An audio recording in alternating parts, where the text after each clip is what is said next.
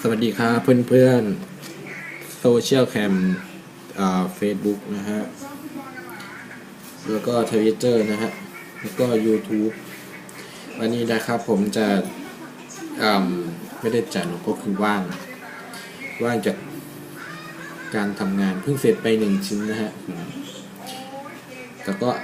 อาจารย์กำลังจะอ่านหนังสือของวิชา Network นะครับก็คือสอบพรุ่งนี้110 ข้อ60 นาทีเป็นวิชาที่ยากมากๆเลยนะครับวันนี้นะครับผมก็ได้ไป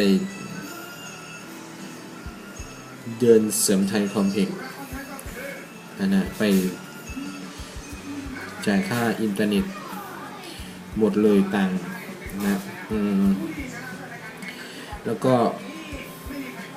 วันนี้นะฮะตอนเช้าไ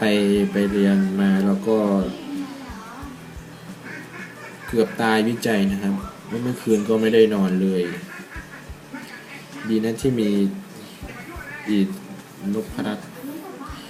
ที่ช่วยส่งบทที่3มาให้ก็ทำตอนเช้านิดหน่อยแล้วก็ได้ส่งอยู่แต่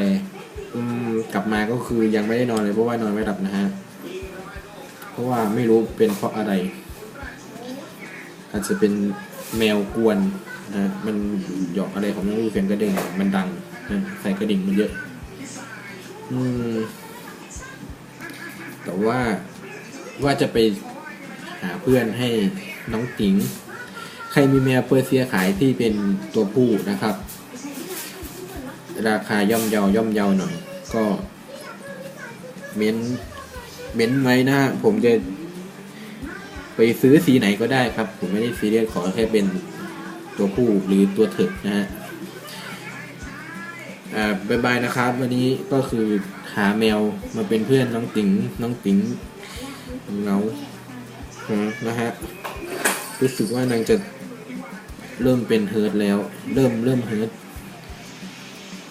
เริ่มยกหางยกก้นแล้วนะฮะสงสัยนางอยากมีครอบครัวประมาณนี้นะครับบ๊ายบายนะครับวันนี้ก็ไม่ได้มีอะไรมากมาย